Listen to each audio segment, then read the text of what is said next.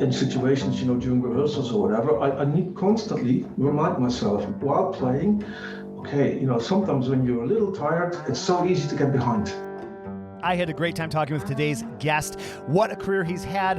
What a wealth of experience he brings to the table. And it was just such a great time connecting with him. Certainly the first of many conversations like this with today's guest. I'm Jason Heath. This is Contrabass Conversations. And we are talking today with John van Lierop, who is the principal bassist for the Sinfonia Rotterdam and is a guest principal in many orchestras across Europe. He's had quite the career as an orchestral bassist. And we just cover so much interesting ground. We connected initially for this video that I did. Now, at this point, I put it out about why bass sections drag, but we talk about so much more than that. I really, really enjoyed this conversation and learned a lot, and I know you're going to enjoy it. Quick shout out to our sponsors, Dorico, Ear Trumpet Labs, Practisma, and Modacity. More on them later, but let's dig into today's episode with John van Lierop.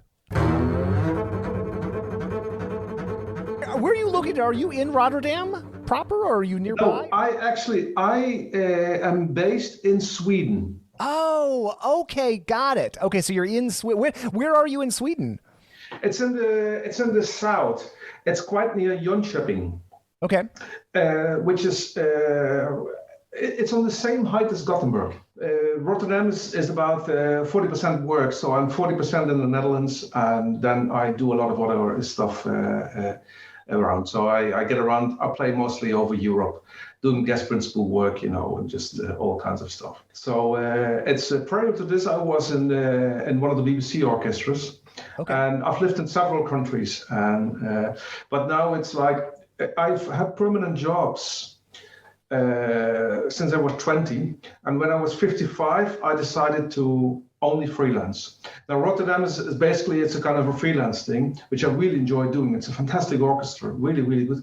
And for the rest, I do some solo gigs, I do teaching, and just whatever comes around. I just wanted to have, now I wanted to have the freedom to do the stuff which I wanted to do and which I like to do. Yeah, that must be really refreshing, actually, after many years of, it's got to be great to have that variety, I would imagine. Well, I've actually been extremely lucky because this is my sixth position which I had, and next to the orchestras which I had permanent jobs in, I always did lots of other orchestras. So I've worked maybe with 30, 40 orchestras. So it's always refreshing doing other stuff, and I find it's like there's always new challenges to do. There's always new stuff to do, and I particularly like. As I've been playing my whole life in symphony orchestras, doing also, Baroque playing, and so I also play violone, which I've always done. And I was just I've worked with fantastic orchestras, fantastic conductors, great musicians. I guess just always being at the right place at the right time. Mm-hmm. That's wonderful that you play. So you're playing a fair amount of violone as well. That's wonderful. I do very little of that playing myself, but we have a great early music scene here in San Francisco. And I've been in recent months. I've actually been chatting with. I was just talking to Cornel Lecomte about who's in Belgium about his work, and it's I've been reading, doing a lot of reading, and just sort of it's something that I've always been interested in, and that's really cool that you're able to work that in as well. Yeah, well, I was lucky. In the 90s, I went to the Stavanger Symphony Orchestra in Norway, and they had a fantastic programming. They had basically two chief conductors. When I was there, they had Dmitriev, who was a chief conductor for the romantic repertoire. Romantic, classic repertoire, modern repertoire, and they had Franz Bruggen as conductor for the Baroque and classical music. And Franz Bruggen was a fantastic conductor and teacher. He started the early music scene. He was a recorder player. I don't know if you've heard of him. I know the name, but I'm not too familiar. Yeah, he's the one who started, with Gustav Leonard, Franz Bruggen, Harmon Koert. They started it in the Netherlands, at quite an early age stage. And he went into conducting. So he did, I worked a lot with him at the Netherlands Chamber Orchestra, where he was a principal conductor, and he was in Stavanger also. And when I started in the 90s, I started more working in that direction also, playing with God strings and all that, working with Philip Herrewege, Jos van Immerzeel, all these guys in that authentic scene. And I must say that's it's always been a very good addition to the normal classical playing, which you do in symphony orchestras. So that's been almost my thing, always having a variety of things to do. And as I said, it's always very refreshing. And I think I couldn't imagine, play 40 years in one orchestra.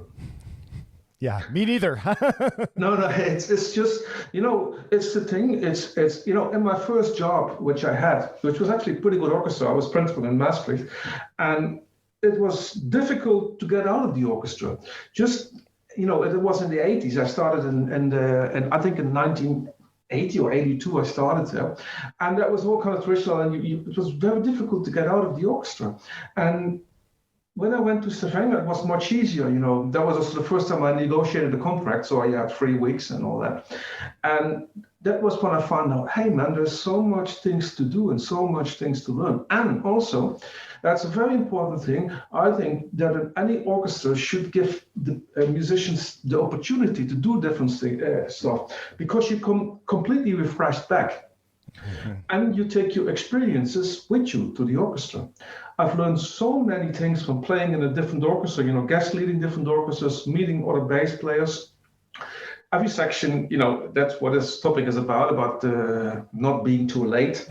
Right. It's very interesting to see what timing is, how timing functions in an orchestra, because there's different timings in orchestras. There's people who play different timing, and that is it's very, I'm getting goosebumps of it, because it's so interesting to talk about, and all these experiences coming back, coming into a section, which you don't know, and when you do guest principal, and it's all, you got the variety of things, that people who hate you because you're there as a guest principal, and you got people who think it's fantastic that there's a guest principal, and in between this is all these variety of things, and it's and you learn from everything, you learn from every situation.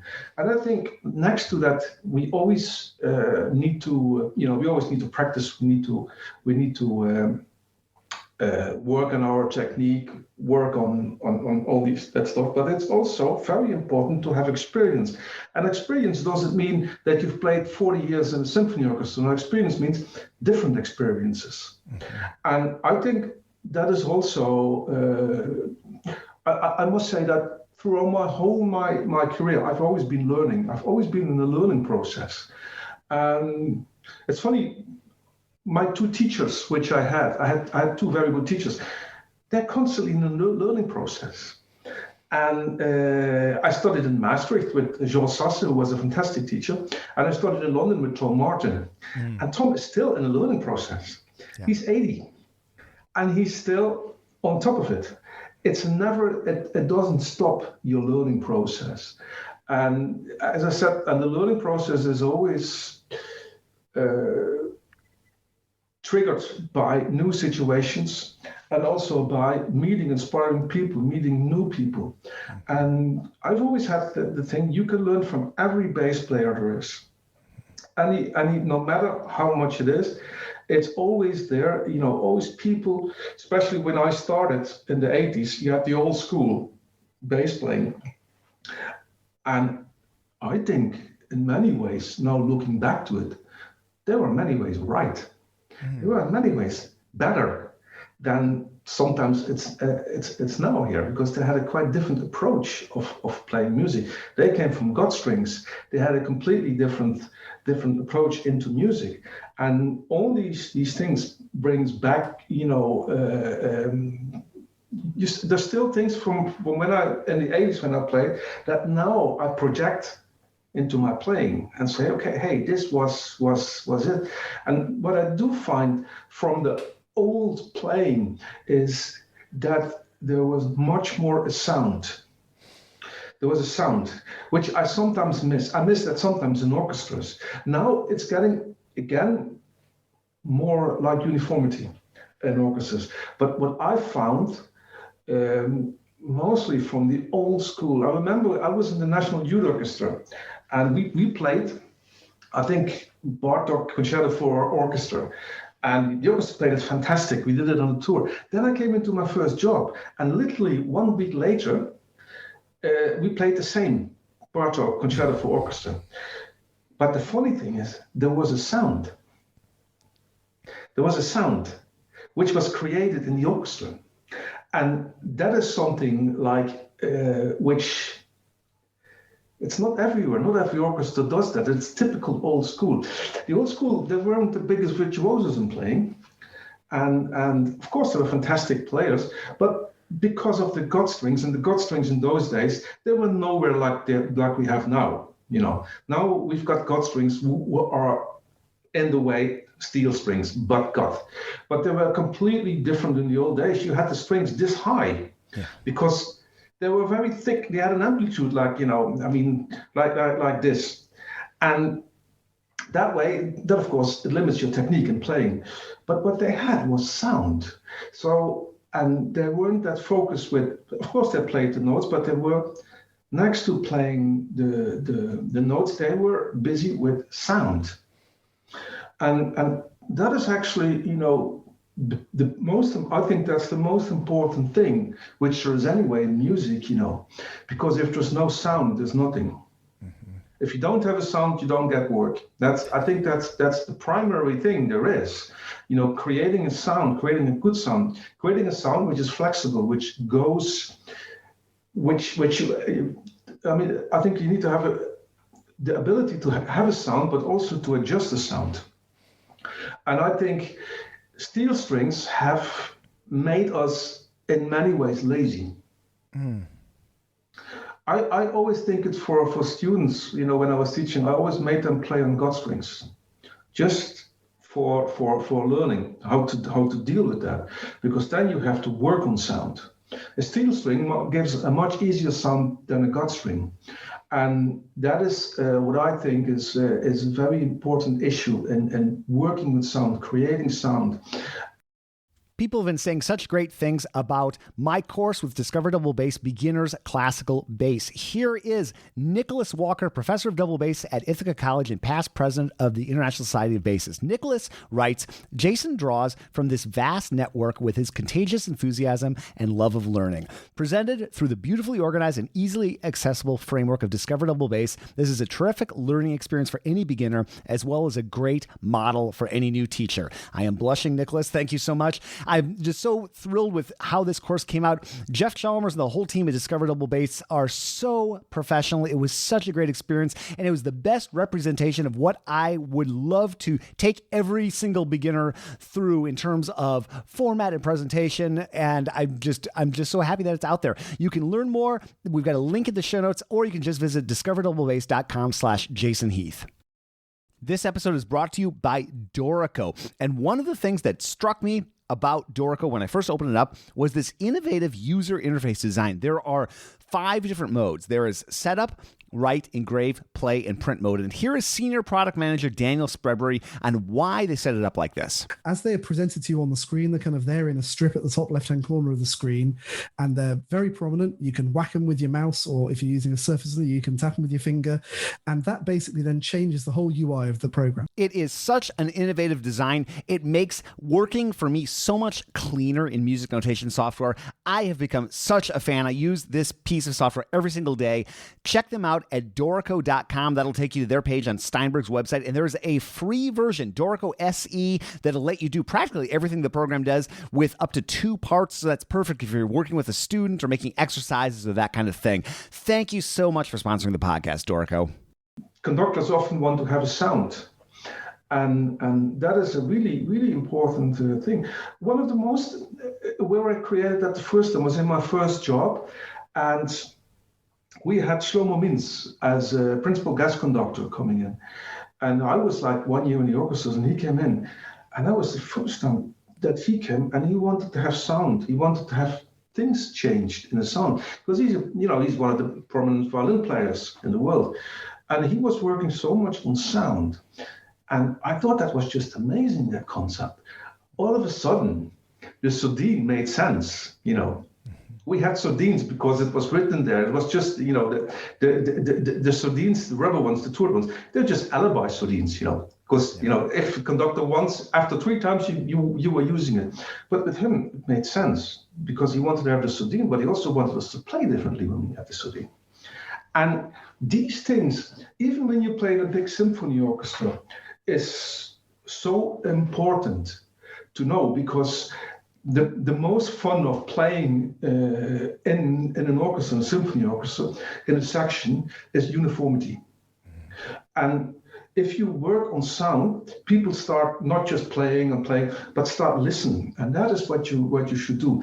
And he was one of the conductors who made us listen to what we were doing.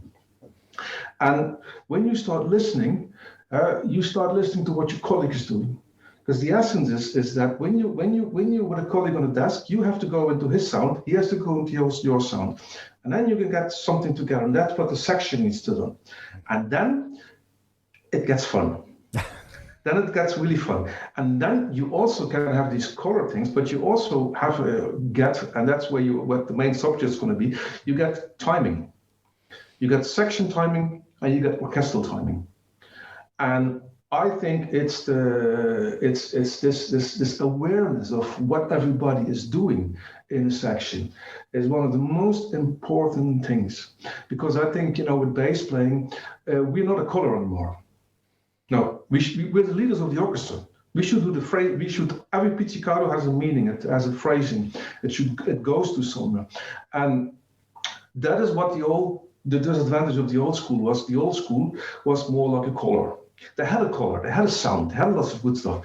But essentially, what was lacking in the old school was the articulation. And the articulation is actually started, later, like it started 70s, 80s, where bass sections were articulate and would not disturb. Mm. Because one thing which I hate is when a bass section is just a cloud, which is just there, and you can't hear it, because you always need to hear the basses. And I think in a way the basses should be up front and should be part of the conductor. I remember once there was a conductor, he made me stand up, and he said, we were doing Schumann symphonies, and he made me stand up, and he says, ladies and gentlemen, in this piece he's the conductor. And it's not to do about that you're conducting, but it's the articulation where everybody needs to play on. And that is something, which I've experienced from all my career, the evolving of basses, of bass sections, because we are now at a level with bass sections that's really important issue, that we really belong to the orchestra, and that we really make an important part of the orchestra, but also that we are not behind, but that also we can have a leading role in the orchestra. Sometimes it's the oboe who has the leading role, sometimes the violin. It were never the basses, but in many ways, it's the basses who should have the leading role. Mm-hmm. Shoot your questions, because I've been talking all the time. No, I love it. It's great. There's so many different things to explore. You're reminding me, if we talk about color for a second, you're reminding me of a video that John Feeney, who plays a lot of period music here in the United States, he's based in New York. He was doing a video, I think, for the Orchestra of the Age of Enlightenment or something like that, and he was playing his gut strings, which he uses for everything. And he plays period music, he plays modern music, all on the same set of gut strings, and he was talking about how there's this analog quality to the sound. So he's playing that string and just showing how the sound can change and morph. And I've often wondered about that shift to steel strings, just how that changed the players, the just general receptivity to sound. And I think it's super interesting how you're describing how steel strings can kind of make people lazy. I think that's true, and I play almost exclusively on steel strings, so I think it's a really interesting topic to think about. Well, the thing is with sound, when you look at this analog sound, if you make an international bank transfer, And your bank, as a musician, you don't do that often. But, if you the bank takes the money apart, puts it into all kinds of things, and another bank puts it again together. And it costs you a lot of money. But that's what banks do with the money. They split it up. But it's the same thing what your digital sound does when you record it digitally. The sound is being taken apart and then put together again. Mm-hmm. And the analog sound, it's exactly what you say, it's a different sound. It's a different concept of playing and working. And John Feeney, I saw some videos of him, and that's great. I think the way John Feeney plays Dragonetti, that's how Dragonetti played. Mm-hmm. I think he just hit it the right spot, and it's beautiful playing what he does. And I really admire what he has done for this, because those people, they made the God strings just common in our, and it's what you say, it's the lazy playing, which we have with steel strings. Mm-hmm. Mm-hmm. Yeah, it's a super interesting topic, and also what an interesting position you've been in, being a guest principal.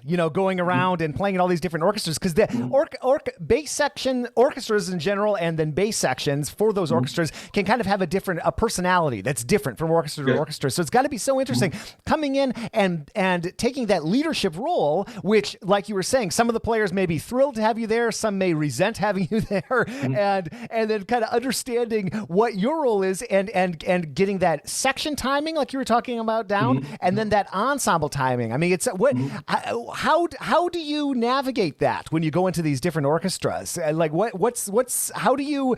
It's got to be such a complicated role walking in there, right? And sort of like being a colleague, but setting the section timing, and then understanding what the orchestral timing is, and working with the conductor. What a complicated role that is.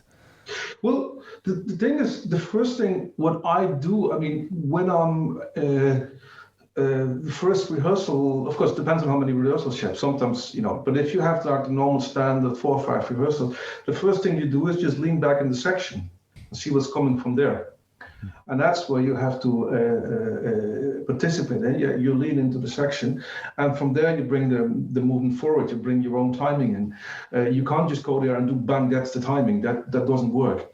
So it takes usually, and you will usually find out that if it's really good players in it, they adapt very quickly to that, because you always got to do, next to the bass section timing, you got to do with orchestral timing. And you got the timing which the conductor has in mind. So it's always the first thing is, just leaning back, see what's happened, and then you move that forward. And sometimes you don't have to do anything; you just have to count and play. And sometimes sometimes you have to change a couple of things because it's not together. And so it's the matter of getting things quite strictly. And I think what's the most important thing is the first thing you lean back, and you do a little bit forward, and from the rest of the time, you do exactly always the same. I think you have to do always the same thing in timing, always the same, and in that way, people will adapt to it. And it's being consequent. I think that's one of the things. And as I said, sometimes you can't get it forward. You need to go back into the section, and sometimes they pick it up very, very quickly. And as I said, and sometimes, the bassist pick it up very quickly, but the principal cellist doesn't like it if it's too dominant from the bassist. When there's good principal cellists, they're very smart, and they leave things over to the bassist. I remember once years ago in the 90s, and Clive Greensmith, I think he's in San Francisco now. I think he's cellist. He's teaching. He used to be in the Tokyo String Quartet. And I remember I was playing with the RPO, the Royal Philharmonic Orchestra, and we did this Tchaikovsky's, I can't really remember, I think Tchaikovsky 4, and I was just there, suggesting, and so I went to Clive and I said, I'm not sure this pizzicato, this sequence, and Clive said to me, you go ahead, we follow, we have to follow the basis, and that makes life so simple. It's like because it's much easier for the cellist to adapt to the bassist than we to the cellist. And this is about talking about in a big symphony orchestra. When you play in a smaller orchestra, things can be different. Things are differently articulation-wise. If you play in a Haydn orchestra with 1 or 2 basses, you play differently articulation-wise than if you play with 10 basses, because you got a different sound and you got much more distance with it. So that is that's keeping track of what you practice is so if you critical. Got smart musicians that pick things my up practice companion, Modacity, it does it for me. It's so awesome. Here's Modacity founder and CEO Mark Gelfo on how this works. Accounting before the spreadsheet was manually handwritten ledgers, and that's where most musicians have been for the last 200 years. And it's time to automate that and save some time and let people focus on what's really important, which is performing on their instrument.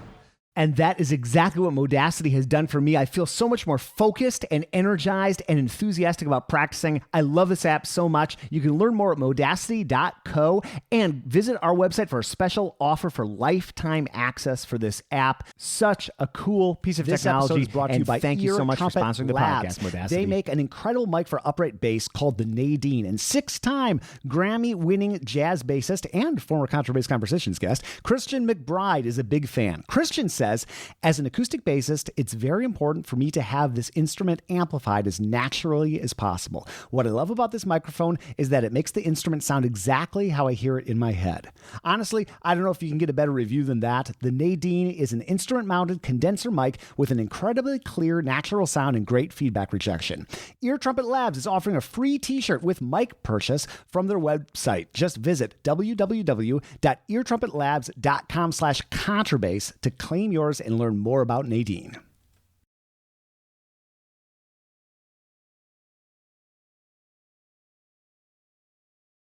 Chatting with folks like you that do a lot of early music playing too. It's such a different experience. My limited experience, I've played a lot of sort of Baroque gigs, but I'm on seal strings. They needed a bass player. And so I've sort of been a fly on the wall for a lot of period playing and seen a lot of concerts myself. And that's got to really change your thoughts about timing and about just how you function in the ensemble when you then go back to a 10 bass section, in a modern hall. It's just seems so different to me to be on stage with a harpsichord, a cellist, a Baroque organ, having the singer right there, maybe no conductor, and you're leading the time. And then all of a sudden you go to a symphony orchestra, you're in a big hall, you've got all those basses, you've got the conductor, you got it's just such a different dynamic to me, it seems.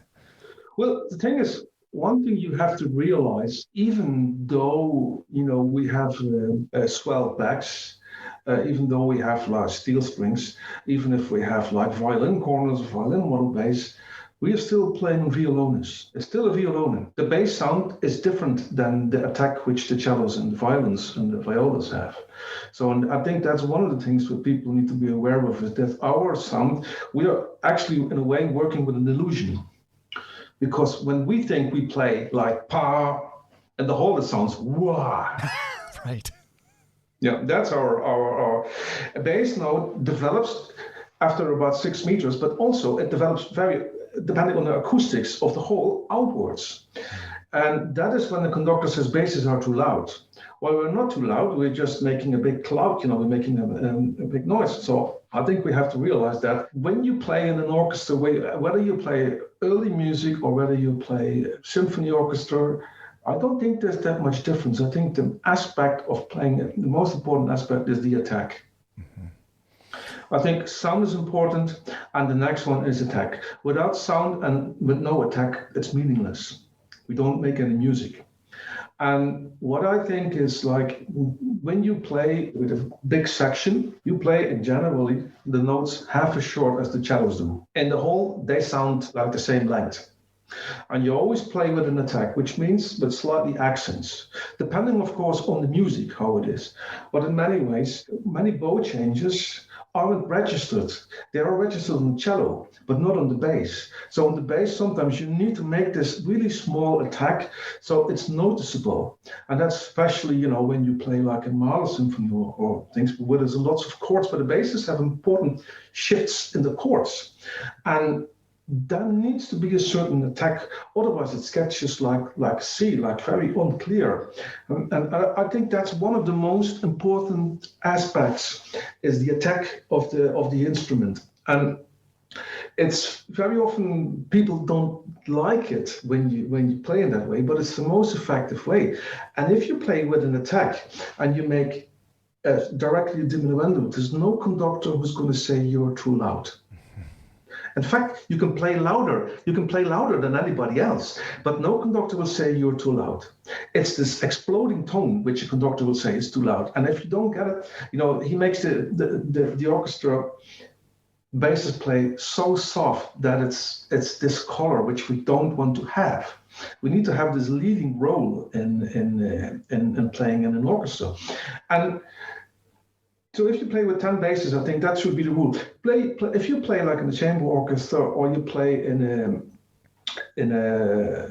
but like 3 or 4 basses, this articulation is different. You can play with less attack. It really depends on the situation. We've done in my time lots of vinyl recording and CD recording, and I've always been listening to in between the recordings, and you can always there, even when you think you're in time, you're late. Right. When you play in a symphony orchestra, like with a big, like 8 or 10 basses, you play visually together with the first violins, you're late. So you always have to participate in that and what's going to happen. And I think you want to play in time, because in many ways you need to have that leading role. And I think what as a rule is you should play arco like you play Pietz. If you play Pietz, bang, it's there. That's the same should be with the arco. So I'm also kind of fond of playing with sticky rosin and lots of rosin. Worry very often, sticky rosin, then I can't make this. And when there's a piano passage, in the orchestra, you don't have to worry about playing piano. You have to worry about playing forte. That's what you want, because that's the essence, that's the sound. When you're in the basses, you need to play in such a way, because we have a different approach, that you're playing. It should be like you're playing against the other side of the hall, to the wall, and it bounces back. That's a sound you should feel, you should get. And so it needs to be directly in time. And so you always have to think, okay, play like you play pizzicato, because that's the attack, Just like and I also think in many ways, we should sound a little bit more like a trombone. Interesting. Yeah, for sure. Yeah.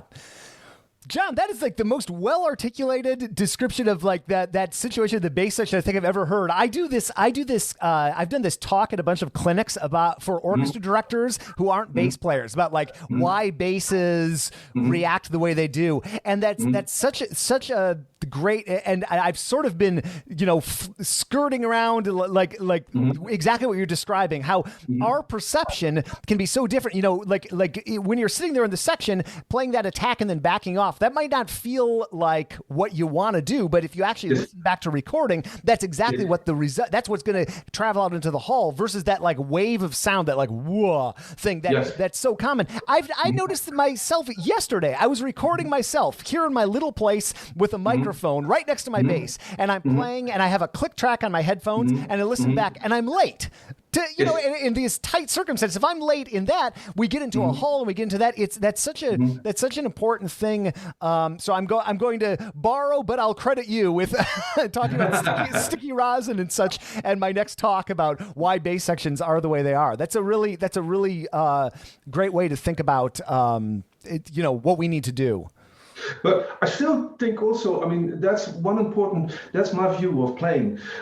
There are lots of sections who play late, but who play fantastic.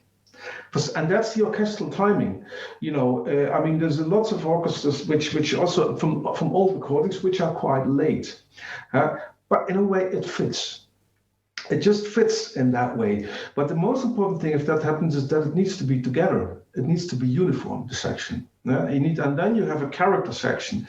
You got sections who play the bass, but you got character sections who have a character, who have what we just talked about, the concept of sound and all that. What I do find is a very interesting subject in timing is also the choice of strings.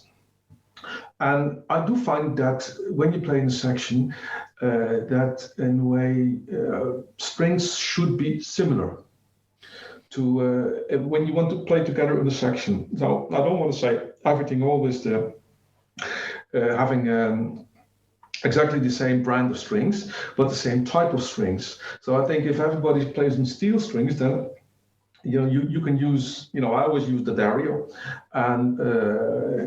and you can use bel cantos, you can use spiros, whatever. If it's steel, it's good. If you play like obbligato, which is like it's got a plastic core, and with obbligato, the core, the outer ring turns around the core a little bit, which has a different attack. So if you have like a steel string player, one with obbligato playing, it's a different attack which you have, and you can hear that. The same goes with God strings. If you got one or two God strings players in it, it's a different way of playing. It's a different attack. So I think, and also in playing together, is that a section should have the same style of strings, the same texture of strings. So if you play with, as I said, the plastic cores or tungsten cores or whatever you call them, they can have a different attack.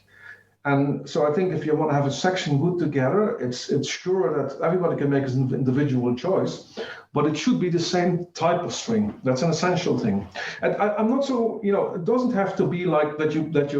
I think French and German both can go together. That's not so the problem, I think. But it's more like to get everything together. Also, it's also when you play with an attack with different strings, people make a different movement. Mm-hmm. Which can create a different because if they want to have the same attack as you have, they need to have to be a little bit earlier or whatever and make a different movement, and that also makes it a little bit more difficult to really get on good ensemble playing. What a good observation about the strings. You're making me remember a couple of years ago, I was playing around with the Dario Zayek strings, and I was getting ready for a solo recital, and they were, I think they're kind of amazing strings to play on, but I had a gig coming up that weekend, and I thought, I cannot take these strings to this gig, because it was just, it was all steel, like I didn't feel like I wasn't articulating in the same way that I'm used to, with that. Now maybe it would have worked. I could have gotten used to it, but it just struck me how radically different my playing was on those Zayeks than on, others. And even like within the steel string world, like you're saying, like the obbligato experience is so different from parastro permanents or bel cantos or anything like that. Yeah, it really does affect how you approach the string, doesn't it? I think the attack of the string is a very important thing. It's even more important than the sound of the string. Basically, I don't think that strings really don't matter. It's just also in a whole, many of the strings sound the same. I prefer, I got a set the Dario strings, I think that they started in the 90s. And Jim Dario, I always played Pirastro. You only had the Pirastro in those days. And I got a set from Jim Dario. From Jim sent me a set of the Dario strings, Halicore, and I put them on the bass. And ever since then, I'm playing the Dario, because I think the good thing about the Dario, I've been fortunate that I always had quite some good instruments. If you have a good instrument which has a good setup, which has a good, where the sound post is corrected, everything and all that, you want a string that does nothing. You should have a neutral string, a string that does nothing. My favorite is the Darios, and especially when they're like 2-3 months old. They get a little bit dead in sound, but actually they get a more gutty thing to it. And that's always been my favorite thing, and I think they attack very well. But I don't think the whole fuss about string gets a little bit overdone. As I said, I remember we did it once with a section. We tried like 6 or 7 different strings on one bass. If you go into the hall, you're all quite similar. I was having a conversation about that exact topic a few years ago with Douglas Mapp, who's a former International Society of Bassists president. He said, you get out in the hall, they sound, every string sounds almost like every other string. The color of the bass is what's coming through. But what you were saying, the way you approach the string and the attack of the note and the articulation, that's that player experience. That's what's different so often, right, between these various strings we're talking about. Yeah, I mean, as I said, it needs to be in combination with sticky rosin. Mm-hmm. I grew up in a time when we used violin rosin. And we were playing with that. And I had my first lesson with Tom Martin, and Tom picked my voice and says, "What's this, man? You can't play with this." So from that point on, we started playing sticky rosin, I mean, he's, many of the things which you're talking about is my own experience, but it's also been my two teachers have been very, very good, and they knew a lot about these things. And I still go back to my lessons from my two teachers in my mind. And they were right. They were so good, but they were always right. Well, the sticky rosin thing is so interesting. I've been experimenting with this rosin from Leatherwood Bespoke, which is an Australian rosin maker, Andrew Baker, and he has 5 different gradations going up. And the stickiest one is 60% hydration. I'm not sure exactly what that means, but it's so sticky that it's like I'm a little scared of it. But I was talking to Rob Nairn, who plays a lot of early music, used to teach at Juilliard and is in Australia now, and he says that he has a special extra sticky one that Andrew makes for him. It's like for his gut string playing, it's like the stick, it's like, and he's even working on one that's stickier than that. That's like a spray that he's so it'll be interesting to see. But yeah, that's it's incredible to think back that violin rosin was being used. That level. I can't imagine. Well, actually, the Leatherwood rosin, I phoned them up and I asked if they could send me some samples, but they said no, you can only buy them. So I didn't bother. They're interesting. One of these days, if you get a chance to check it out, it's pretty it's pretty cool, and it'll be interesting to see this even stickier version. Like for my playing with my steel strings, the 50% is about where I draw the line because I'm just scared of the other stuff. But I've used. Well, when I started playing with rosin, I used Neiman's rosin, which was very, very good. Then it didn't become very good anymore. I don't know why. It's very dusty. Then I used Pops for a while, and it used to be the best rosin ever. But the quality, and of course, it's got to do with the natural resources, the trees and all that, the resin, it varies. And the thing is, what Pops in the end was that I think it's a fantastic rosin, but I use several bows, and if you don't play a bow for 1 or 2 weeks and you got pop rosin on it, it gets completely dusty, and you almost have to rehair it. Yeah. So I got I use oak rosin. Oh yeah. And it's the stickiest version. They make 2. They make soft and soft plus. I use soft, and for solo playing, I just recently got. Barry Colstein sent some samples, Dot rosin. Yeah, that's wonderful rosin. Yeah, are you enjoying that? I've been using that myself. I'm using it now, for solo playing, and I'm going to use it in the orchestra. Just see but it works very well. I think it's for solo playing. It's fantastic rosin. You have to use it quite a bit, but it's one of the rosins which I really, really like. The soft plus from oak is a little bit too sticky for solo playing, and this is just perfectly. I think it's very, very good. But I'm really interested in the Leatherwood, but as I said, we are the biggest dealer in Scandinavia, but he didn't want us to send us some samples. So, Okay, well, I'll talk to Andrew. I've got to know him at some trade shows and the like. So, but it's cool stuff. It's a bass player, and it's a bass player who likes to geek out. It's their dream because there are so many gradations.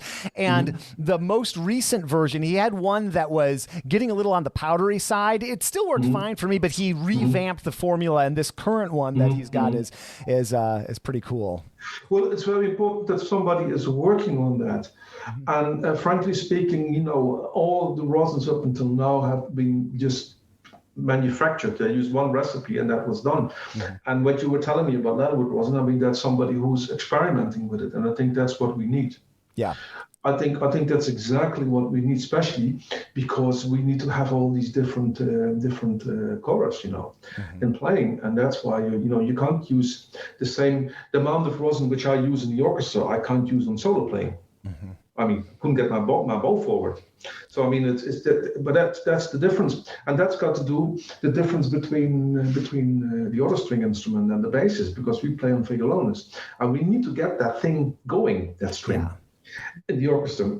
Whatever you want to have, that thing needs to be going. Right. And it's you know, you don't want to be a diesel car or whatever, you know, like in the old days. It needs to go. It needs to be bang, weight on it, and the bow goes to the right, and it needs to sound. But you know, just coming back to the strings, in the 80s, you know, we had flexicore here. Just about this whole string, we had flexicore here, and that's everybody played flexicore. There was just one string. That was the one. And you had tomastic, and you had mainly the spiral chorus and the flexicore. Then, at some point, we got flat chrome. Mm-hmm. Pirastro flat chrome, and they were more expensive. They were like maybe, you know, like $20 more expensive, and we were just losing them. And we thought they were just fantastic string, much better, but they were exactly the same strings. Only flat chrome was for the American market, flexicore was for the European market. Somebody took some strings from America here, but it was exactly the same string. I found a Pirastro, and he said, no, it's the same string. Now they make different varieties in it, different thickness, but that was exactly the same. So you can see how subjective it is. Yeah, right. Yeah, just putting a different label on it, it's literally the same string, and everybody thinks, wow. Exactly the same string. I didn't believe him, but we took strings apart, you know. I took with a friend of mine, we took flexicore and a flat chrome, exactly the same string, same material, everything. But you can see how subjective it is with the things. But I think generally strings should not color too much. Mm-hmm. Mm-hmm. It's interesting to see. I did a tour of the Dorico factory 2 years ago, and it was fascinating to just realize how much goes into making a string, and how different, like making a you know, you think, oh, here's a set of whatever, you know, if we're talking about Dorico Kaplans or helicores or whatever, how different the manufacturing process even between a D string and an A string, and then within the D string, how that heavy gauge, medium gauge, and light gauge, how much they differ. And I got a chance to see like the materials that they use. It's a really different process, even for the same you know, helicore, that even just the D string, light, medium, heavy. That's there are three fairly different strings in different processes. So it's fascinating, but it's cool to see the innovation that we've had in the recent decades, and it's great to see in the rosin world too, to have that happen, because like we're out of luck if we can't get good rosin as bass players, you know, and then with all the different types of playing we do, as you're describing, or different climates. Winter versus summer in northern climates, you know, it's incredible how, and if we can't get something that works, we're in for a rough go of it. Exactly. But it's the thing, you know, about coming back to I wanted to say something about what you were just pointing out. What I wanted also, it's also like Pirastro, that's still like in the 90s. And what you were thinking about tension and all that stuff, and all, I also found that out, that I was you know, practicing the back suites, and I just couldn't get the hang of it. And I said to my wife, "Can you see if the strings and all that?" And what I found out is that if you have solo tuning, Pirastro, the G string has relatively more tension than the D string. The A string, solo tuning. The A string has got relatively more tension than the E string. If you have a normal set orchestral, it's all kind of balanced out from Pirastro. But in the old days, solo playing was on the A string. It was on the A string. Yeah? They would just cross the strings, so they have more tension on the A string. So probably because they think it powers out a little bit more. But when you're crossing strings, you feel a little disturbance. And the Dorico doesn't have that. The Dorico has got all the equal tension. So you got relatively, when you play the A string, solo A string, you go to the E string, that's easier to do than it is with Pirastro, because you should have put the Pirastro A string lower. Relatively, like I have that like 5, 6, 7. That's what I have for solo playing, but then you should have 4 on the G and then 4 on the A, 6 on the E string, because so that's the difference also in tension and strings. It's not only the set of the strings, but also the strings separately can have different tension.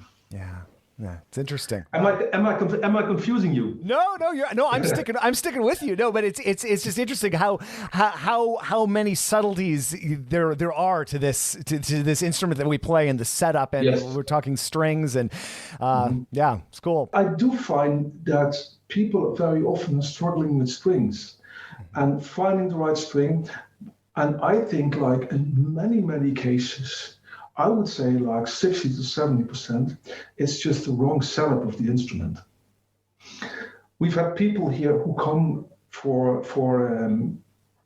they want to have a different instrument.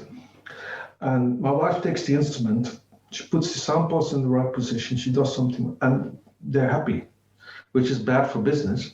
But it is,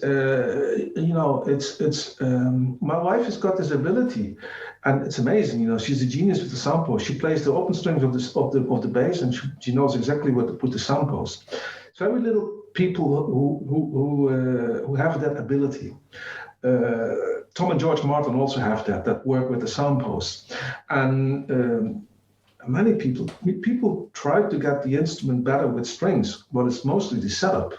It's the tailpiece. Where is the tailpiece placed? Is it too big? Where's the bridge? Is the bridge the proper bridge for the instrument? Is it on the bass bar, on the right thing? Very often, it's also the inside of the bass. If the back brace is not in the right position, that creates a disturbance. And I think that people could save a lot of money by just going to a very good specialized luthier and first have the sound post checked and see if you can do something, if there needs to be another bridge and all that. Because that's the experience which I have with lots of people.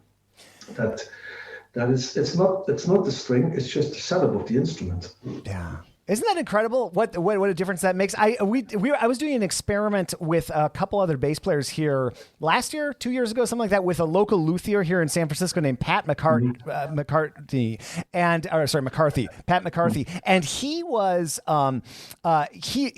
we were testing out these carbon fiber sound posts, just comparing them to wood posts, and with various basses. In the end, we sort of agreed that the wood post, or the way that Pat was setting up with the wood post, kind of won out for this. But it was just incredible. That first sound post adjustment, I took my bass home and it was like a totally different instrument. And I thought I'd been playing well before, but just that skilled luthier, just dialing that in and getting that so that everything was just like, in harmony. It was incredible. The thing is also with sound posts, very often, sometimes it's just a very small adjustment. If the sound post has been adjusted quite a bit, that means that the frequencies will be totally different on an instrument. And it takes sometimes a week before the frequencies really to settle down. If you make a small adjustment, that is fine. But if you put a smaller, a thinner sound post or a shorter sound post or longer sound post, the wood doesn't react to it immediately. It needs to fit in a little bit. So sometimes it has direct result, sometimes it has result after a week. It depends on what you're doing. And to be frankly, we've also tried lots of different sound posts, also the carbon tailpieces. We always come back to the traditional stuff. Good instrument. If the traditional stuff is set up correctly, it works. Yeah. Yeah. There's probably a reason why it's traditional. Well, I think what also in bass construction, it's very often that it's too rational done, and the ear has gone a little bit. I think there's two aspects of. I mean, I've had several instruments made, and as I said, Tom Martin was my teacher, and I've stood next to him, seeing him making instruments. And he was feeling the instrument, and he was knocking on the instrument and taking wood away there. So that's all. He had touch with the wood, and it's like that completely handmade thing. That's a little bit going away.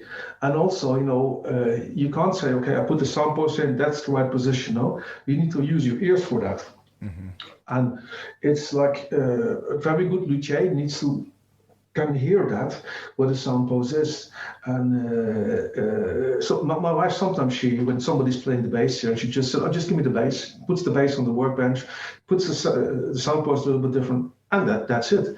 You need to have the ability to hear that. And I think we are working sometimes too rationally with it. And I also think that sometimes in our playing, it's too rational. Yeah. It makes sense. It makes sense. There's the magic of these things. You know, even if you think you have all these rational measurements that you try to dial in the end, whether it's playing the bass or making that adjustment and using your ear, yeah. I think, yeah, I agree. No, it's the thing, you know, and as I said, we always have to realize that in many ways we're working with subjective things, and also we're working with illusions like the tone, which we think, okay, this is, I'm playing this nice in the orchestra, but it sounds like wow. And that is the good balances. And I'm still not coming back. I think everybody who plays in an orchestra when they make CD recordings to really listen. Always listen into the studio and listen to the recordings, as I said, because so many times I thought I was on time and I was late. And you know, it's also now I feel that many ways in situations, you know, during rehearsals or whatever, I need constantly remind myself while playing, okay, you know, sometimes when you're a little tired, it's so easy to get behind. So you always need to be, that's basically the main thing always in there, because it slips into it in a certain way, I find. It's just an attitude, and and constantly you have to remind yourself, don't play late. Play at least together visually with the first, but even participation to that. That's another aspect. I do find that I've experienced that if you play really tight with the conductor as a bass section, if you play very articulated and tight, you will notice that the orchestra will become more tighter in playing. And I think tight playing is a positive thing. I think that's the way it should be. Like the further away you come from the beat, the less tight it gets. So, and I think people don't realize it, but the orchestra plays a lot on the basses. If you play articulated, that they start playing on the basses, and the more you play up front, and it's not that you're dominant or whatever. You know, you're just doing your job. So you want to, because in many situations the basses have the leading role, and so you always need to be in the right timing, and then the orchestra starts playing on it. And I always think that the basses, you know, I always have the attitude, you know, if it has to be not together, then the bass is first. Right. Because otherwise it can become a mess, but people start playing on the basses at some point. And I've experienced that, and that people in my orchestra somebody said to me, okay, you know, since you've been here, we're playing much more up front as an orchestra. And it's not, I'm an average player. I just do my job. And it's just, I think when you play very consequent, always the same timing, that makes it for a lot of people easier to work with. Yeah, it's funny. If I ever listen to recordings of myself on anything, I've never thought that I was too early. I'm either in time or, like you're describing, you know, late. How many times has a conductor said that the basses are too early? It's pretty rare. No, but how many times has a conductor said that the basses are too loud? That's very often. And it's not because they play loud, because the bass is a soft instrument. No, it's because they play woofy. And that's what you want to avoid. Yeah. And as I said, I still coming back, I think the most important thing is basically sound and attack. Those are the key issues about playing that, because there's nothing I hate like playing like wah. And that is what's still quite common in many ways. Yeah. And that is something that should be avoided at any times, I think. Well, hopefully we're headed. Hopefully this podcast will help change that. we'll get the word out to people. I mean, this is not, I didn't invent the whole thing, if you know what I mean. Right. No, it's just, I've got my experience, but I was also taught in a way, and I've worked with people who played like that. When I was 20 and then my first job, I didn't play like that. That's what I learned, And it's just like there's a lot of, there have been a lot of players who've set the tone for this. And as I said, I keep coming back to Tom Martin, Renard, playing with Renard in the orchestra is also, also somebody who set tones. They were next to solo players, also orchestral players. And that is the thing. I think the people who play solo and play orchestral, they have a big experience in all that stuff. And so I think there has been it's a melting pot, and I've just been lucky to work with fantastic conductors, fantastic orchestras, and I've played principal. I sat at the back of sections, and it's just I was lucky, and it's a whole melting pot of experience you get, and I find that other people brought me this. I didn't do it myself. Other people give me this experience. Because experience is learning from others. Yeah. Or you can learn what they say, or you can learn from your mistakes. But I've never made any mistakes, so I mean. Right. Well, Tom Martin, like think about Tom. It's so cool to see someone who's still growing as a player through all those years, and at 80 years old. I mean, he's somebody that I admire in so many ways. I was when he was getting ready to launch the English double bass book. He and I were in contact. I've been in contact with him off and on throughout the years, but I just admire him so much. Somebody who has continued to evolve as a player and evolve in terms of what he does, and he's just somebody I find really inspiring. Oh, I've stood many times next to him, and he was at that time principal in the LSO, which is kind of a tough job. Then he went to Birmingham. He had a zillion of students. Mm-hmm. I mean, he had so many students all the time. He made basses. Mm-hmm. He made solo records. He played recitals. I remember I was at this place, and I got lessons, and I was playing and I was practicing, and there was a letter laying from there was an announcement of a recital, that he was playing a recital, and it had all about the scene stuff, arpeggios and I thought, maybe that's been last week or so. I looked at it. No, it was 2 days later. And next to the orchestra work, the teaching and all that, he was painting the house. And I said, Tom, don't you need to practice? And he said, no, I know the pieces. It's this thing, he's done everything. He's been as I said, he made instruments, and he, in fact, I think he started the whole thing which we have now, like the big makers. Tom started it, because in the 70s there were not many good bass makers. Yeah, they were just the traditional stuff, the old stuff, the smaller Gamber-shaped German models, which were. And he started making the basses, and he started working with Horst Grunert. And Horst Grunert got all the access to instruments, and they made nice the models and all that. And I think it started from there. And I think that Tom has made differences in orchestral playing. He made differences in solo playing, because for me, he was.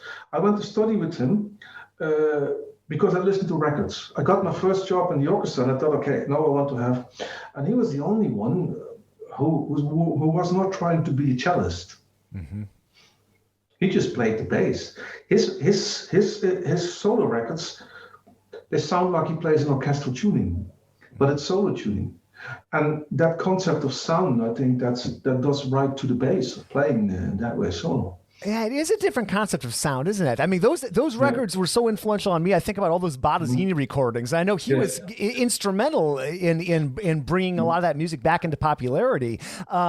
He's one of those people that when we look back in the bass history books, certainly music probably more broadly than that. But I mean, he's done so many things to move the instrument ahead in terms of the manufacture of the instrument, in terms of tone, like you're describing, and the influence of those records and the repertoire, and it's and now I even like the story of these great instruments, that with this English double bass book. I know that they're working on the Italian double bass book.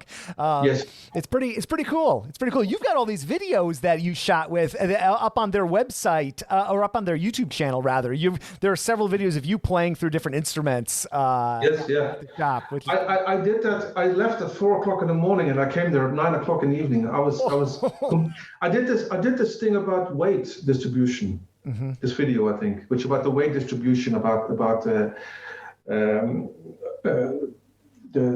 concept of why people get injuries and all that. Yeah, it's the same like in the orchestra. Coming back to the attack. There's two things why people get injured, where they get problems with arms and all that. I've never had anything, and those two things. It's the lack of attack. If you don't have an attack, you start pushing. If you have a direct attack, it's just putting weight on the bow, bam, to the right. That's it. If you don't have that, what you're going to do is this. You start pushing the string in. That's an important thing of people getting injuries. The other thing is also most injuries occur while playing pianissimo. And that's about the weight distribution. The bow has one direction, that's in the string, no other. Now, what you have, if you play, I'm just gonna get the bow here. Yeah. If you start playing, let's say here, but what most people start doing when they start playing piano, they start doing this, lifting the bow. Now, I can lift this bow, but lift this for like 10 minutes. That is very, very heavy. Yeah. So the bow always goes in the string, and if you want to play piano, you have to play. You got to get the weight away, and that's also my concept. What I said, I'd rather worry about forte playing than instead of piano playing. That comes by itself. So if you play with a really good attack and you got the right weight distribution, you need to have less weight. And now I've got a lot of weight. Now I've got less weight, but you can see what the bow does. Yeah. The bow is still here. Huh? If I lift the bow up, that's the cause of most people when they get tendonitis, shoulder problems, and all that stuff. So that's why the attack is so important. It's not only to be hurt and to be timed, but the attack is also there to avoid injuries. Yeah. To get problems in your so you don't start pushing, because pushing is the most the most difficult thing. I do find in teaching that is the most difficult thing to teach also, to get this really the weight into the bow, and using less weight instead of pushing and holding the bow up. But once you've done it the right way, you can't go wrong. You can't do it anymore holding the bow up. But I think, as I said, those are two very aspects, and I think the attack, as I said just now, but no attack means you're late, but also you get problems because you want to win this fortissimo, you want to play fortissimo, so you start doing directly this. After a while, you go like that. And you see what it automatically does, your elbow comes out like this, and that's the worst thing. The only thing is you should just have to nice relaxed weight, sticky rosin, and bang. Yeah. And really, what I've experienced, throughout my bass playing career and all that, it's not all that difficult, But I relate so much to what you're talking about, because whenever I've been playing a week of orchestra and we've got lots of piano passages or something like that, a bunch of piano whole notes, I can feel that fatigue. I've been fortunate that I haven't been injured either, but I know what you're talking about. It's that is where that strain can sort of build up if you're not careful. Well, the thing is also that you also have to think in that way. You will always have passages, also when it's fortissimo, you have repetitive things that you get tense, but you need to get directly in that relaxed mode. Playing with an attack means also you need to be relaxed. It needs to be, your arm needs to be relaxed. A relaxed arm is much heavier than a tense arm. And that is also very important, but you will always have this thing about very repetitive passages. Everybody has that, but then you need to be able that if you have 2 bars rest, to reset your body again. getting your back muscles in the right place again, and just going. Yeah, see, I do it automatically. If you see now, you see my shoulders going down. I'm pulling my back muscles, and so you're back again in the right place, and then the tension is gone. It doesn't stay there anymore, because many times is if you work with lack of attack and you work in that way, you can't get rid of the tension. And then they start doing operations and all that, which is just completely useless. Because with an operation, you do more harm because you get scar tissue and all that. And it's a thing about playing relaxed, playing and getting back, always in the relaxed mode, getting back, that your muscles are as short, as long as possible. It's important, yeah, and you don't want to start getting those surgeries. That's for sure. It's great that you've been able to avoid that. Yeah. Well, the thing is, I've always seen that. I had a colleague. I remember, and he sat like this behind the bass, and he never had anything. He could play so loud, and that was for me also. The guy's just relaxed. You can have the right position, huh? You can have the right position and sit, and in my time it was like they started doing this. Oh, you got to have your hips right. You got to have this right and all that. Well, you got two options then. You can't play the bass if you want ergonomically, or you have problems because you need to reach like that. And I'd rather have my shoulders in the right position than my hips. Yeah. And lots of those people who start playing in that way, they don't play anymore because lots of them have problems. And it's the old-fashioned school I come from, like the way you play the bass. It's like Streicher, Tom Martin, you just have your weight on the right leg, because solo playing, we play standing up. And also in the orchestra, I sit rather on a high chair, so I can get really around the bass instead that I have to, force myself around the instrument. And that is also, I think, very important for bass players to make sure that they play in a relaxed way. And as I said, and I think that's for a big deal, has got to do with the attack in the orchestra. Because a lot of harm happens if you don't play with an attack. Because most people want to play and they want to get the sound, and then they start forcing it. And that is the problem then. And then you get people injured. I remember I've helped several colleagues of mine. I remember one sick for 1 year, came back again, sick for a couple of months, and then I was like, okay, you have to go. And that person had a couple of lessons with me, still playing now. That's about 20 years ago. And it's just, and it's not that but it's just, and it's very, very minor details very often where it is. And as you said, we don't need to, people say also, oh, you need to have this machine, you got to do weights and all that stuff. We're not 100-meter runners or whatever, we're not, we need to have it, we need to be relaxed, we need to relax to use the weight of our muscles to play the bass. And the more you start working with weights and all that, and you got this machines, where you can put in your hand, and they go like, completely, what's the point, the thing is, the advantage if you use these machines is probably, you don't need to have a juice presser or whatever. You can do it like yourself, I think that's the most thing which you can get out of that. It's got nothing to do with bass playing. Right. And I think that's a shame that this being relaxed and relaxed mode playing, because that is what I experience a lot, that people have so much problems in playing, and very often it's a very, very small thing which needs to be adjusted. Yeah. And the more problems you get in playing, you get insecure and you get even more tight, and you get it's a vicious circle almost. And I must say I find it very sad to see people that happening, because sometimes you can just see it on people. I mean, you can't go up to somebody and say, okay, you play wrong, you have to do that. I'm not a doctor. But sometimes you see things happening in person, and it doesn't have to be like a bass player, it can be challenging. You see this one thing, this shoulder like this like that, or the elbow too much, and you think, try to adjust that instead of going to physiotherapist or have an operation or medication or whatever. Just try to adjust something in your playing, And I think it's a shame that there's so. It's also a subject which is not talked about.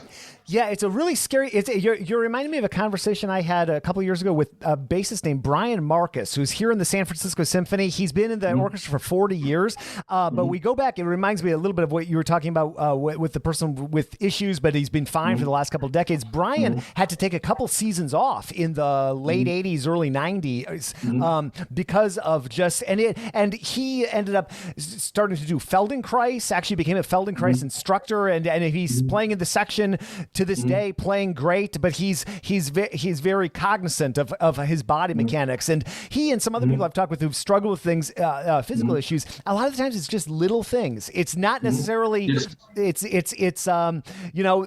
just like you're describing, the cellist, maybe the shoulder up a little bit or this here or there. It's the causes for these things can be a little bit hard to diagnose sometimes, and the solutions are it can just take time, but it's really interesting, and it's a scary thing for people to talk about. That's another big thing. People that when we rely on these hands and our bodies to make the music, when something goes off the rails, it can be something that nobody wants to bring up. And I did an episode a couple of years ago just on injury prevention, and that was a topic that people came up time and time again. People just not wanting to talk about it. And I think at least in many orchestras that culture is changing, and people are really upfront, and the management is encouraging people to just be, because you'll end up saving money in the long run if you just encourage people being open about this. Absolutely. The problem is that, we've got the instrument here, and we got the music there, but our brain is between it. Right.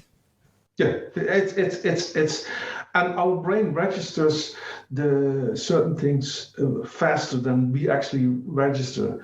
It's the same, when you play out of tune, the correction of playing out of tune with your hand is faster than you actually can register. And so that is also with your brain. Your brain registers that there's something's wrong, and that makes you insecure again. It has a backwards motion. And that is, I think, one of the most important things, because what you have, if you feel like, okay, I can't play it, that has an effect on your brain. You start feeling insecure, and it gets even tighter, the muscles. The more tight you get, the shorter the muscles get. And so that is an important issue, which is almost forgotten about it. And I also think that what is good for a musician is to stretch your muscles, and not to power them up or to pump them up, but stretching the muscles. And I think one of the issues is that it's the neck muscles, which are very important, because you need to, that's what I sometimes do, neck exercises, because that's sometimes you feel tight. Mostly when there's something in your hands or in your elbow, it's from your neck. It just blocks the nerves. And there's an excellent book from a guy called McKinsey. He's a physiotherapist, and there's neck exercises in it. And that's what every musician, I think, should do. And that's got nothing to do with playing, but it's got to do, we got this really big head, which is resting on a couple of muscles here. And because we are constantly using that, we're moving around, and that's the place where it gets tense when you're playing. So that is always very good to do. Just simple stretching exercises. I think that's for musicians the best thing to do. But as you say, it's a big problem, and it's very little talked about because people, musicians always very often think, okay, if I come out and I say I got shoulder problems or arm problems, people think I'm not good enough anymore. So, and the first time you shut up, you don't talk about it, and then sometimes it's quite late when it really comes out, and then you got people getting that it's maybe too late, or it's a very big track to do that. I remember once a colleague of mine, and he used to have, we call it tennis elbow, and he went to a physiotherapist, and the physiotherapist said, keep on playing. If you stop playing, or if I go this year, if we go working on that, you stop for 3 months, you start playing again, and it's back again with the shortest time. You have to keep on playing and find a way that it doesn't hurt. I think that's a very good advice, because no matter what kind of, if you have an injury, it's different if you've fallen or whatever on your shoulder or anything. But if it becomes a playing, you got to find a way. Why is this? If I stop playing, and for 3 months, and then I go back again. Within the shortest time, it'll be there again. So you have to change something in your playing, in the way you're holding it. As I said, it can be like just a little bit lower, it can be the shoulder a little bit lower, it can be just sitting less, because and that way everybody is different. Everybody is differently, and that's also when you do these things. When I do this with students, sometimes you have to say, okay, I do it this way, but you might hold your bow a little bit like that because your hand is differently. The concept should be the same. The weight distribution should be right, but everybody is kind of differently. And some people don't mind playing like this. Some people playing like that. But when there's an injury, you should keep on playing. Don't stop. Keep on playing. Keep those muscles moving, and find a way to that you can avoid the problems which you're having. Yeah. It is a complicated topic, but it's good to talk about it and get it more out in the open, and just realize how many people, it's just part of being a musician. And yeah, if anybody's broken their arm or anything like that, and then you get out of the cast, you see how much it's atrophied. There's a danger in just completely stopping, for sure. Yeah, it's the same, like what Einstein says. If you're repeating the same experiment all over again and expecting different results, that's the beginning of insanity. So if there's something wrong in your playing, you have to change the parameter. You have to work, like when something doesn't work in your playing, well, you have to say, am I using the right speed? Do I have to use more weight? Do I have to make more compact speed? My left hand isn't right. It's a very often small thing. If you keep repeating the same passage all over again, it doesn't work in that way. There's always a small change to be made to make it better. It's in general talking about all these things. I think that there are some people who are have a unique way of playing. They're absolutely unique. When Gary Carr plays the bass, it's unique. You can't criticize that. Right. It's unique. It's like, I remember when I was 18, I did a masterclass with him. Wow. It's unique. If people criticize that, you can't, because he's unique. It doesn't work for everybody. And so it's very good that you learn a general technique about things. So if you try to imitate Gary Carr, and there's lots of people who are fantastic, but they have a very individual style in playing. And it's also very, very difficult to teach, because we don't have the really, when I studied with Tom, and also my first teacher, that was a school. You had to play in a way. It was directly from the violin school, the shifting and all that, and the bow and all that was really. But it was also we were just formed in that way. We were just said, okay, this is the way it is, and it was like also.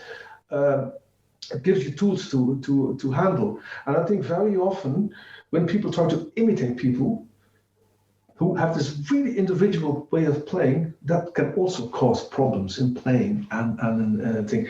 Because my thing, if you ask Gary Carr, I have no clue how he does it. Right.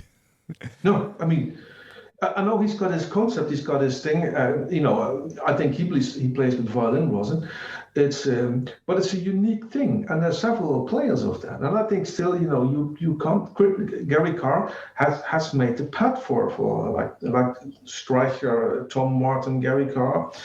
They created something, and also people like David Walter, Barry Green. They created a footpath already, because otherwise we'd all be still playing the first movement of Eccles for the auditions. Right. Right. Well, and all those players you're mentioning, and all those players, and Francois Rabath, we could put into that mix, they all are playing well into, most of those players are approaching 80. I think Rabath's string 90. They all, if you look at all of them, they all approach the bass in such a different way. They are playing in unique ways. And so it just shows you how many different approaches to this instrument there are, and how your physiology might dictate that. So yeah, trying to imitate somebody can be dangerous for sure. And like Gary, it works for him. He's playing great. He's playing, he's healthy and getting around the instrument and playing for hours a day still. So it just shows you how being relaxed, probably. That's, if I think about all those players, they're not tense. Yeah. I mean, it's it's, as I said, it's amazing. I mean, I've got all these recordings of him, and I mean, it's just, as I said, you can't criticize somebody like that. I mean, it's such a unique, it's such an individual and such a personality that, and I said, those people, they made the footpath for us. I was just listening. I got a triple record of Barry Green, all the pieces which he has. I mean, those people they started recording these things. The music was there, and that wasn't, without them, we as I said, we were just playing the Echo Sonata, and that would be the audition piece, Well, Barry Green's another person who has, similar to Tom Martin, has done so much for the instrument. And Barry's somebody also probably a little bit like Tom. He's always looking forward to the next project. So I was actually just chatting with Barry a few days ago for the podcast. We've done a lot of projects over the years, and it's just fun to see how what he's done for the instrument. I was talking with him about his book, his very first technique book back in the 70s that he put out. And I think he was maybe 23 years old or something like that. And he was telling me he's like a totally different player than the person that put that book out. But even that one book was so influential to people. And so it's cool to see how these players, like whether we're talking about Barry or Gary Carr or Tom Martin, how they've continued to evolve through the years. I mean, it's a thing, my first teacher, he was, I was the local symphony orchestra where my first job was. And, you're playing, and that was the standard. We were sitting on. I got the job there in the orchestra, and it was the standard of and I think he was then in his 40s, and his standard was playing, and I didn't know anything else. That was the standard, and I was just like, okay, I got to, wow, man, I got to do this and this, and it was always like so precise, so articulated. The funny thing is, when you later come and you play with fantastic players, with fantastic orchestras, you just notice that my first teacher was just a world-class player. And he kept on, but he stayed there in the orchestra. He came from village there, but he was always practicing. And he's now also in his 80s. And I should give him a phone call, but a friend of mine was got contact with him, and he says he's still practicing. He's still doing studies. I think he's 80, 81 or something like that. Keeping on playing, keeping developing. And he just, he said, I have to. Right. I think that's the main thing, that you have to, there's nothing, you can't do. Right. I know. I don't want. What's the alternative? I guess stopping, death, not going, but like continue to evolve. I can't imagine not doing that. That's what, and that's something that's so exciting about what we do is how you can keep doing that. Age is not a limiting factor like it might be for some other things. I mean, like I just saw Gary Carr play recital about a year and a half ago.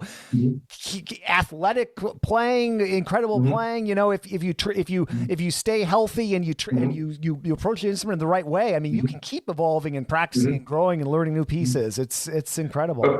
Didn't he retire about 6-7 years ago?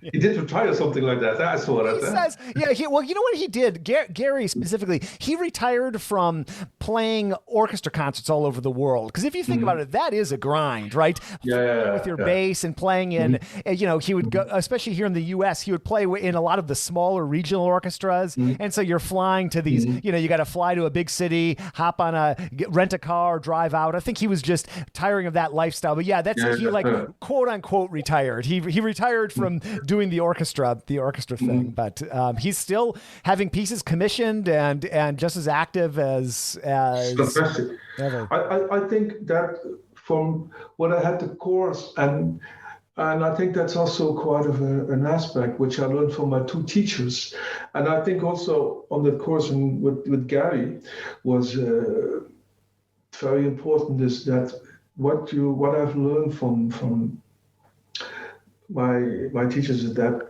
beside playing the bass, beside playing all that stuff and all that, was the moral and ethic aspects of playing in an orchestra, being a musician. And I think those people, my two teachers, were also very on a personal basis, very close to me, but they also learned me about how it is to play in an orchestra, how it is to what to do in an orchestra. I remember I had to play some piece, and I was 18, my first gig, and there was something difficult in it. And the conductor wanted something difficult at Boeing, so I phoned up my teacher and said, I know he wants me to do that. And he says, it's your challenge as an orchestra musician to do exactly what the conductor wants. So you go to the concert hall, you get your bass, you take it to the hotel, and you practice until you can do it. I said, there's no issue of doing it. You have to do that. That's what the conductor says. There's no point in it. You can't say from the first thing, no. If you can't do it after a couple of hours, you're not good enough. So you take the bass with you, and I practiced in the hotel room, and that was it. I think that's very important when you're very young, when you get learned also the ethics of playing the bass, and that. You don't hide on the bass, you don't play, hide under the cellos. And also, you always make sure if you can't play the part directly, make sure you practice it, that you're prepared, and that you always, what the conductor wants in many ways also, that's what you need to do. And that's your job. Mm-hmm. And it's your job to play the notes which are there. And I think that's also a very important issue of when you're trained as a musician. I think it's as important as the technical aspect and musical aspect. And as I said, I was very lucky with my two teachers. John, you got me all inspired. I want to go run and play some bass now. Yes. I should probably get going. We're heading up on lunchtime here. I got a couple things in the afternoon, but I really appreciate hanging out with you. I hope we get a chance to meet in person one of these days.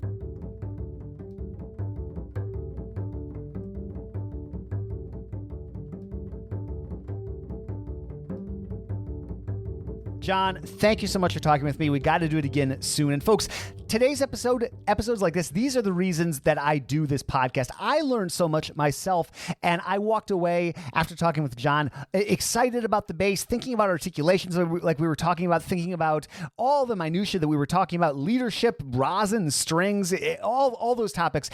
I learned so much, I gained so much, and I get inspired by these episodes myself. I would be doing these even if they didn't go out in the public, and it's a weird experience if you do not do a podcast or create any sort of rich media content, I guess, audio or video. You feel like a weirdo, especially this intro outro stuff here where I'm not actually talking to anybody. And I just forget that this goes out into the world. I probably would have a hard time. I'd probably get incredibly self-conscious if I really realized that it did go out into the world. But I'm so used to doing this, and I'm so immune to the sound of my own voice, which I think annoys me just as much as everybody's sound of their own voice annoys them. But at this point, pushing 800 episodes, I'm just so used to listening to myself. And there's some value in doing something. There are many levels of value actually in doing something like this. Apparently I'm talking about the value of podcasting again. But one is to work toward eliminating verbal tics. And do I still have some? Oh yes, absolutely. Are they better than back in 2007 when I started the podcast? I hope so. I think so. I'll tell you, you do something like a podcast for a while and you hear yourself say and ah over and over and over again. And you become so sick of listening to yourself do that, I still say and ah, but I don't say it nearly as much as I did back in 2007. And it's been fun to follow along with some other music podcasters that also had similar verbal tics that have also been somewhat ironed out as they've gone along. So this is a great way just to develop public speaking skills, or I guess this is kind of public speaking, to become a better listener, to become more curious, open-minded. So many good reasons to do a podcast. You should start a podcast. But if you don't want to, hey, you got this podcast. And thank you for listening. If you ever want to reach out to me, feedback at contrabassconversations.com. We'll put you in touch with me. Why am I talking so fast? I guess I have had like 5 cups of coffee. So, okay, that could be why. And I'm doing the third of fourth of these outros here, and I'm starting to feel my grip on reality slip, so I should probably just say goodbye and thank the team who consist of Michael Cooper, Steve Hinchy, Mitch Mooring, Trevor Jones, and Krista Copper.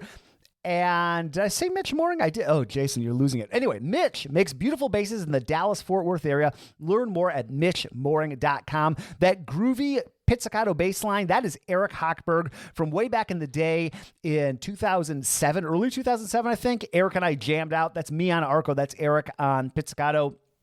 Thank you for doing that for me so many years ago, Eric. You rock. You rock for listening. I'm your host, Jason Heath, and we will see you again soon for more life on the low end of the spectrum.